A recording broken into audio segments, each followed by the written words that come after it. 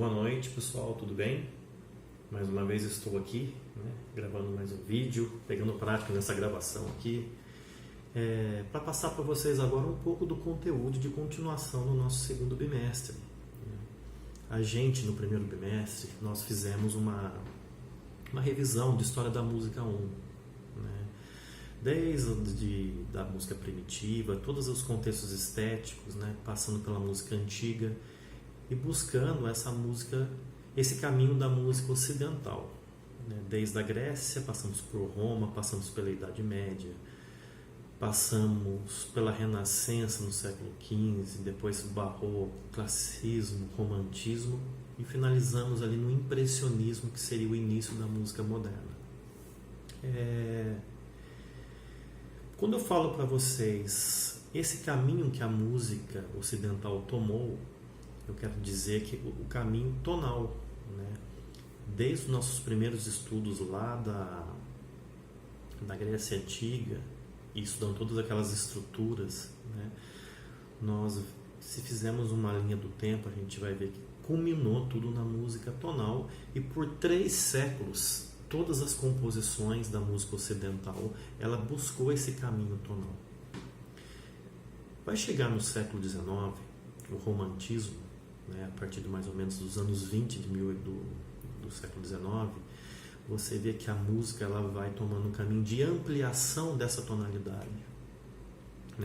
Você tem lá no classicismo as formas musicais, você tem no classicismo as definições de modulação para onde as peças iriam, em suas extensões ali,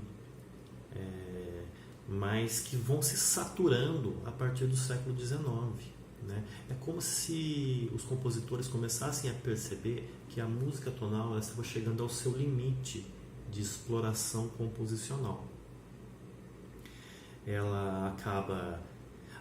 E quando isso vai acontecendo, os compositores começam a ampliar essa tonalidade, realmente buscando...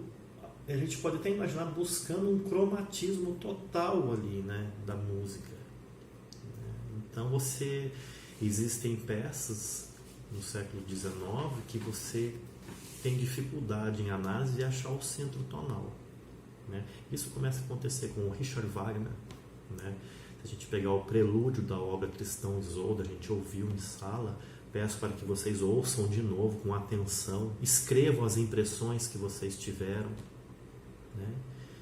que vocês busquem escutar essas peças com carinho, com atenção, com concentração, com foco, porque mesmo que vocês ainda não saibam fazer a análise técnica da música, a análise apreciativa é importante. Por quê? Porque você começa a educar o seu cérebro a esse tipo de audição, a esse tipo de apreciação.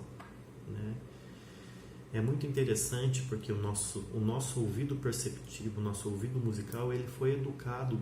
Ele é educado até hoje, para falar a verdade, mas durante 3 séculos, 4 séculos agora, para a gente fazer a percepção da música tonal, para a gente fazer a percepção das relações tonais entre as estruturas harmônicas, fazer as relações de afastamento do centro tonal, de aproximação do centro tonal, de tensão de resoluções, de resolução de trítono, tudo aquilo que a gente já estudou em harmonia. Mas, no século XX, toda essa estrutura tonal ela começa a ser rompida, porque os compositores começam a perceber a saturação desse sistema de composição. Os compositores Richard Wagner, Ravel, eles começam o próprio Debussy, eles começam a perceber essa saturação, Liszt também, e eles começam a ampliar essa peça, e ela, apesar de elas mantêm as estruturas de acorde, as estruturas harmônicas, mas os caminhos de modulação, os caminhos melódicos começam a tomar uma outra direção. No início do século XX, compositores da segunda escola de Viena, encabeçados por Arnold Schoenberg, começam a se distanciar desse sistema, ou desse centro tonal, e passam a tentar romper esse centro tonal. Qual que era a maior dúvida deles nesse rompimento? toda vez que uma ciência vai romper um paradigma, ela precisa apresentar um embasamento maior da teoria que ela está rompendo, né? Porque senão ela se torna inválida, né? E para você romper o sistema tonal, que foi o objetivo de todos aqueles séculos de estudo da música, os compositores começaram a pensar como que a gente rompe um sistema tão organizado para criar um outro sistema, uma outra técnica de composição que também seja organizada, tem um sentido de organização musical, né? Por quê? Quando você passa a peça para o atonalismo, você rompendo o tonalismo, e você passa a peça para o atonalismo, muitas vezes essa peça ela pode parecer desorganizada ou aleatória, né? É como assim a gente brincar, o cara está fazendo qualquer coisa, né? Então tem aquelas perguntas, então será que tudo dá certo quando eu for compor? Se eu compor qualquer nota dá certo? E o que é a arte musical? A arte musical é você organizar as notas, as estruturas harmônicas e melódicas e rítmicas de uma forma que isso tenha uma organização na sua mente, né? Você possa ter um parâmetro de análise ali, né? Para que ela não soe uma música que por exemplo, uma pessoa que não é músico pega e toca qualquer coisa e sai uma música, né? Intuitivamente, é claro que nós temos uma sonoridade dentro de nós intuitiva, mas quando você pensa no processo de composição, você tem que ter uma organização. E essa era a maior busca dos próprios compositores da Segunda Escola de Viena. Segunda Escola de Viena, Arnold Schoenberg, Weber e Berg, né? Que são os dois aí discípulos do Schoenberg. E eles começam a pensar na estrutura serial, porque a estrutura serial ela teria uma organização, eles traçam uma organização de composição. Nós vimos em sala de aula a estrutura dodecafônica, a técnica de composição dodecafônica. A técnica de composição dodecafônica, quando você compõe com todas as notas da escala cromática numa ordem fixa, né? Você tem uma série na música, você pode repetir as notas, mas aquela ordem que você colocou na peça, ela seria uma ordem original, aquela ordem que daria origem a tudo que vai acontecer naquela peça. Eu vou colocar para vocês aí agora o desenho na partitura do início do quarteto de cordas do Arnold Schoenberg, né? Para vocês terem uma ideia, nós fizemos isso em sala. Então a primeira atividade de vocês, eu vou passar isso por escrito, é claro, para vocês, mas já falando, vocês vão observar bem essa estrutura aí na linha de cima, né, do primeiro violino, e vocês vão retirar as 12 notas ali e escrever na partitura sem repetição. Vai ter que dar 12 notas, as 12 notas da escala, né?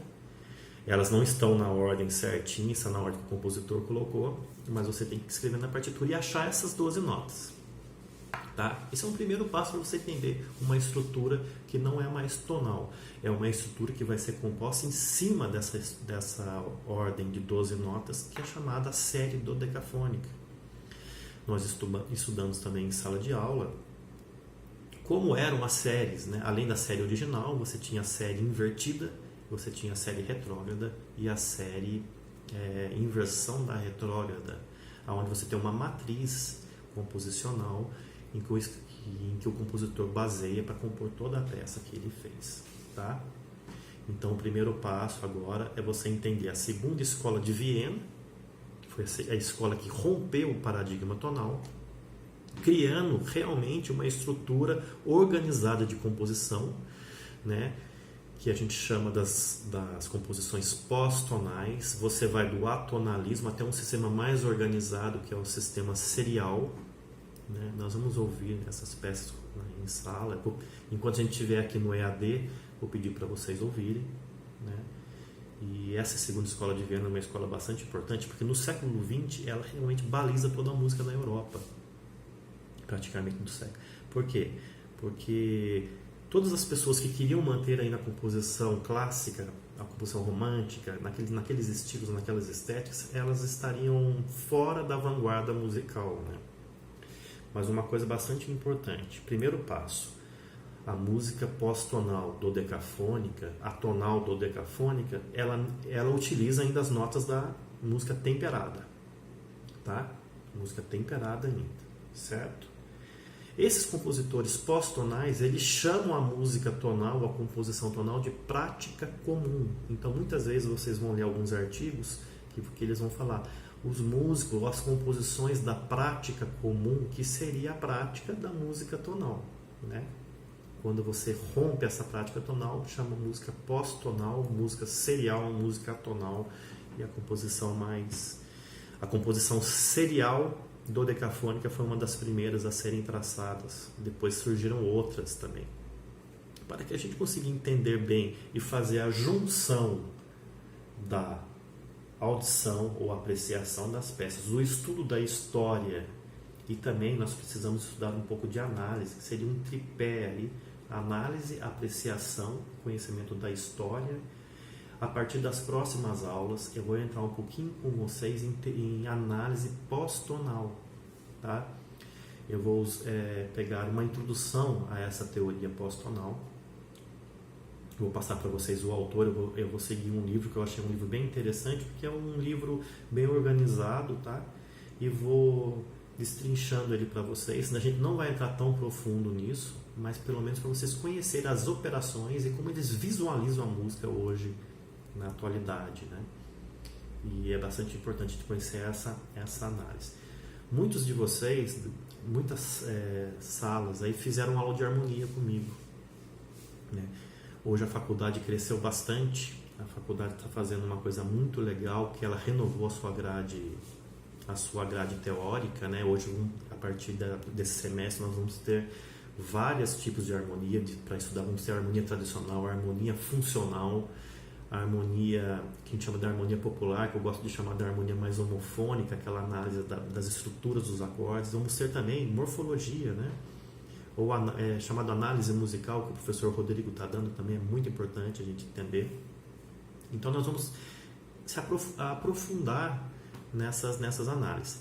Existe uma sala, eu acho que é o terceiro semestre, que faz aula comigo de história, mas que não tiveram nenhuma aula de harmonia. Então eu vou pedir para que vocês do terceiro semestre estudem formação de tríades, formação de tétrades, tá? Da harmonia tonal mesmo. Eu não vou falar para vocês se aprofundarem em harmonia ainda, que vocês vão ter essas disciplinas, mas pelo menos para vocês ficarem bem craques na prática comum, né? Como formar uma tríade, como formar uma tétrade, e depois acordes com extensões, tá? De repente em sala de aula, no futuro próximo, espero, eu posso até fazer uma revisão disso com vocês.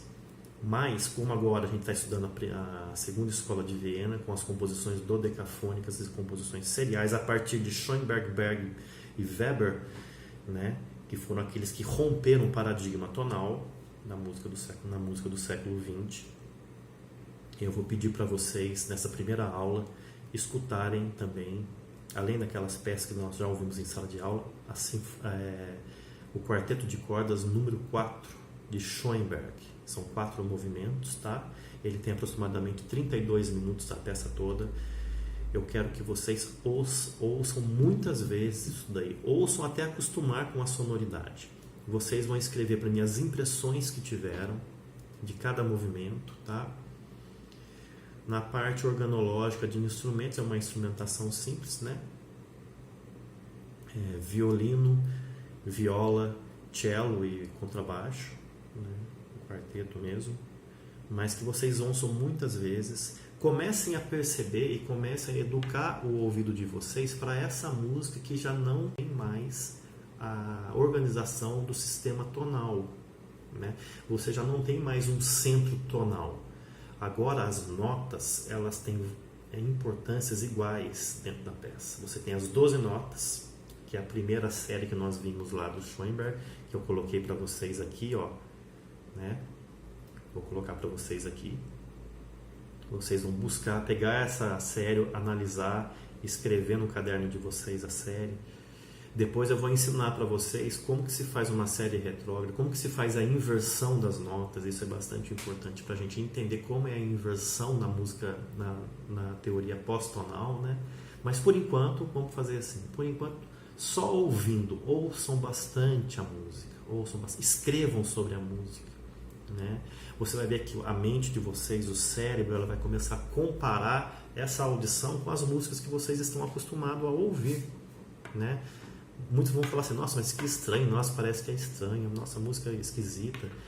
Ouçam até isso deixar de ser esquisito, né? Ouçam até deixar de ser estranho. Ouçam até o cérebro, de uma maneira até intuitiva, começar a entender os padrões. Vocês vão ver que o cérebro vai começar a se ligar a certos padrões musicais. De repente, esses padrões são as séries dodecafônicas ali, né?